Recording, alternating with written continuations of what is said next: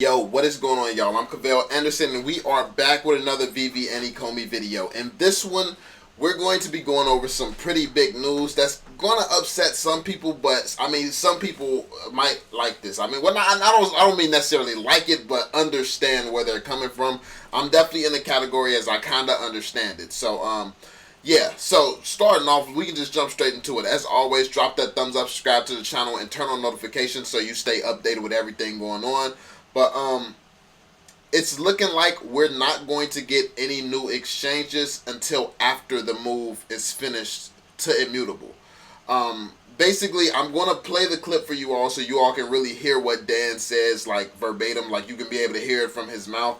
But basically, it seems like they're trying to fight with the decision of, okay, do we want to keep our word and drop on an exchange just to drop, or do we want to really do what's best for the community and get this transition over to immutable and then start dropping? So it looks like they're leaning towards not releasing an exchange until after the move. But they did say that we can still look forward to seeing like the same amount that they promised, like 4 or 5 new exchanges, like high quality exchanges.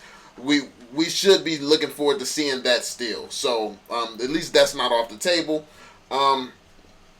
Then also, it's looking like they're not going to be leaving any tokens behind as well. Now, this is going to be upsetting for a lot of people as well, but that's what I said when I first heard about them leaving tokens behind. While I was excited about it, I'm like, okay, this could push things forward a little bit quicker. The first question that came to my mind was, how do you know how much tokens you're going to need? How much do you know how do you know how much you can leave behind realistically? Because let's say, like I said, like when the Veveverse comes out, how do you know that it's not going to be so active and so many people there they get to burn in billions of tokens like a week or something? Like something that you just can't expect, something you can't plan for. And we have already seen that with Veve. Like they were expecting 5,000 people and hundreds of thousands of people came. So we've seen this unexpected potential and growth and explosion happen before. So that's why I was kind of curious. Like I know it's a billion tokens seems like a lot, but with their current tokenomics, and the price being this low where it's at right now, if they had 1 million people here and they were selling millions of NFTs right now, the burns would be insane on this because of the low token price. So yeah, but we're gonna get into it. Let me let Dan tell you for himself in his own words, and then yeah, let me know what you all think in the comment section down below. Like I said, I know some people are going to be upset, some people are going to kind of understand, but yeah, I just feel like they need to keep the tokens as it is because they don't know what's going to come up after the switch. They don't know. They still don't even have all the ideas for how they want to add utility to the token and things like that. And we have to make sure that they don't burn through too many tokens. So let's say they cut the tokens down in half, and then it turns out they need a little bit more than that because burns are way different than they expected. So it's like we're not in a place where Veve is stable enough for them to know how many tokens that they really don't need right now. It just looks like a lot right now, but I mean, yeah, we just don't know. That's my thoughts, but yeah, let's hear what he has to say. It's basically across the exchange network, so it's going to make it a lot easier for us to onboard with these exchanges. Right now, we are still absolutely in discussion with exchanges that list GoChain. And one of the things that we just need to consider on our side is that we are right in the middle of this migration. So we really have to decide where we're going to focus our efforts. Do we want to continue working hard on what is ultimately going to be legacy, with GoChain, or are we just going to focus on, the future and what's moving forward? So I know that has always been a point of contention for our OMI holders. But I think the biggest takeaway from this is that the reason, one of the core reasons we are doing this migration is to make it significantly easier for us to onboard with different exchanges. And as David and I have always mentioned, by the end of this year, our plan is still to be on 3, 4, 5 major exchanges. And once this migration takes place, that is going to be significantly easier for us. So keep that in mind. He said major exchanges. Major exchanges. So they're shooting for 5 major exchanges still. And with Ethereum, it'll be easier. So, yeah, it may not be the news people wanted to hear. I know people are super in a rush to see the price move. But the best advice that I have for you, and keep in mind, I'm not a financial advisor, I think people should appreciate the price that we're at right now. Appreciate this price, because this project, this token, is one of those tokens that takes forever to get going, but once it starts going, it's gone. Like you like the opportunity to invest is going to be over for most of us once this really starts going, because at the prices we buying it at, once it starts shooting up to crazy prices, it's like, I'm not about to buy it more at this level, like, because we've seen, especially we have seen how far it's able to drop sometimes. So it's like, depending on how high it gets and how fast it gets there, yeah, we're not going to be quick to jump in if it hits like 10 cents or something.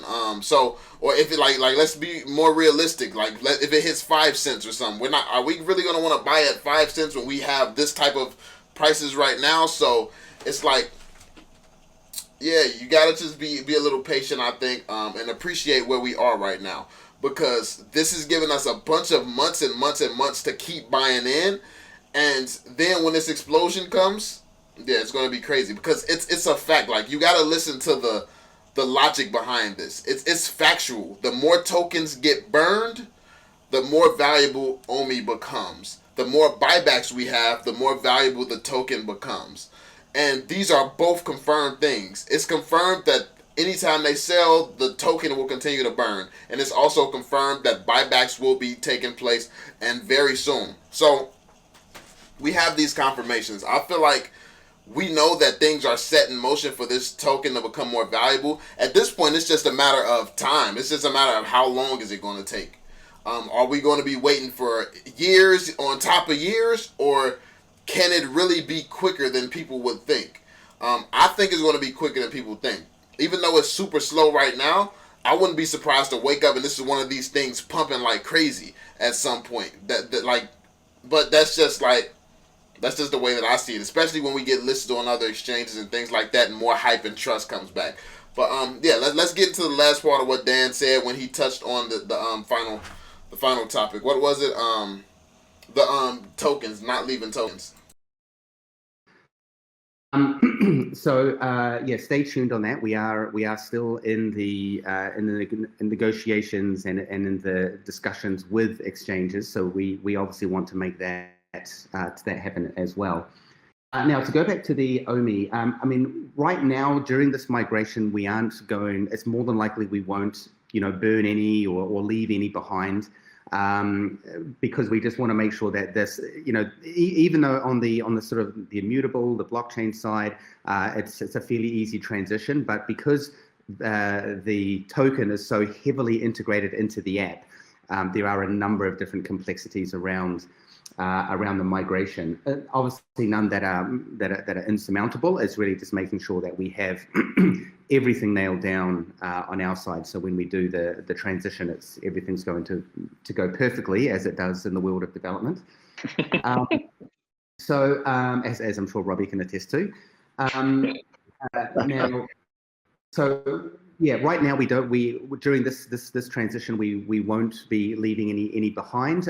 We have considered something along the lines of doing a 10 to 1 or 100 to 1 or something like that. So perceivably, it doesn't seem like there is so many out there in the total circulating supply. But I think just remember that really the supply is everything that's outside the reserve, the burn wallet, the vault wallet.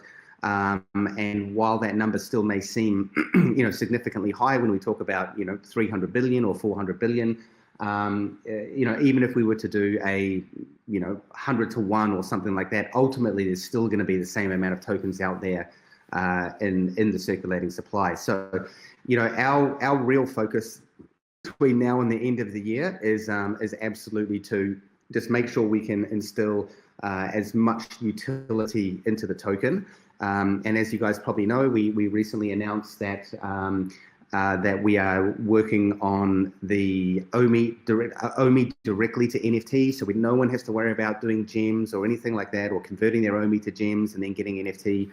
That is sort of the phase one of bringing utility into the token.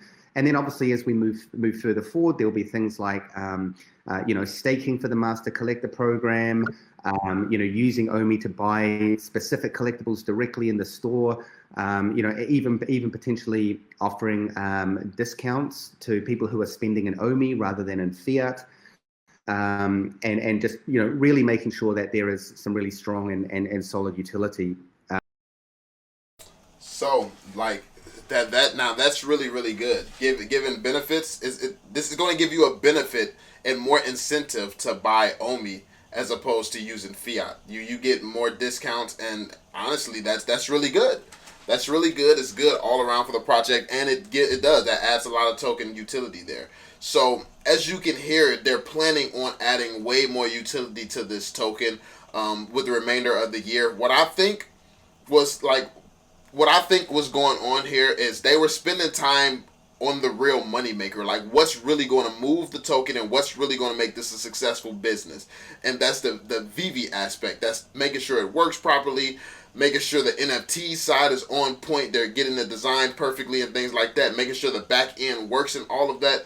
And now that Veve works and it's ready to start onboarding new users, now they can start focusing on the token aspects, because that honestly, I know investors are important, especially early on in a business, but in the grand scheme of things, investors are kind of irrelevant here, because we're going to get our returns, but at the same time, Veve can be successful regardless. So when it comes down to the token and what they should prioritize, they need to prioritize the business, and now they're going to be prioritizing the token, so investors don't feel too left out and things like that. So I think that this is a good approach. I'm perfectly fine with this approach. I like being handled secondary, because what I care about foremost is those millions of users that's going to be making me money for doing nothing but being in this project at the right time.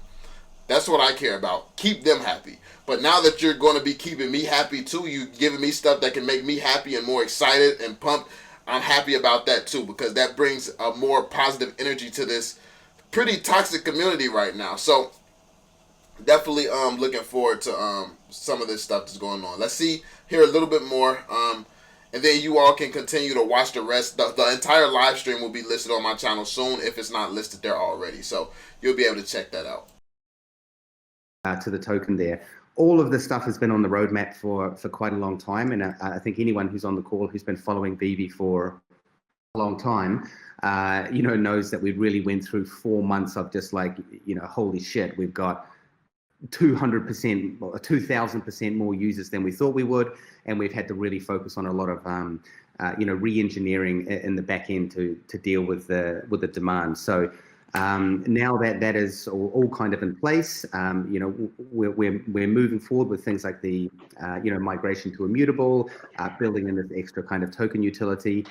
In terms of the timeline for the immutable migration, please take this with a grain of salt, because like I say, shit just happens in development, and sometimes things just take a little bit longer.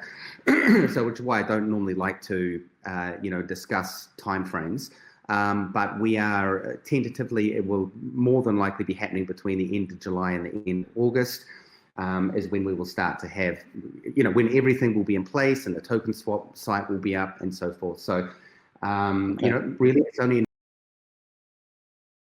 All right, y'all. So there we have it, man. That's what we're going to end it at. It was a lot of information here. They gave some good information. If you're interested in immutable, what it's going to mean to the to everybody, how it's going to impact, and more, it's like just technical details about the switch over to immutable in the Ethereum blockchain. This interview was really good for that. They did answer a few different questions you might be interested in. Me personally, I think that this is one of the biggest topics that they talked about. So yeah, let me know what you all think in the comment section down below. Be sure to drop that thumbs up, subscribe to the channel if you are new, and I'm going to catch y'all on the next one, homies. Peace out, y'all.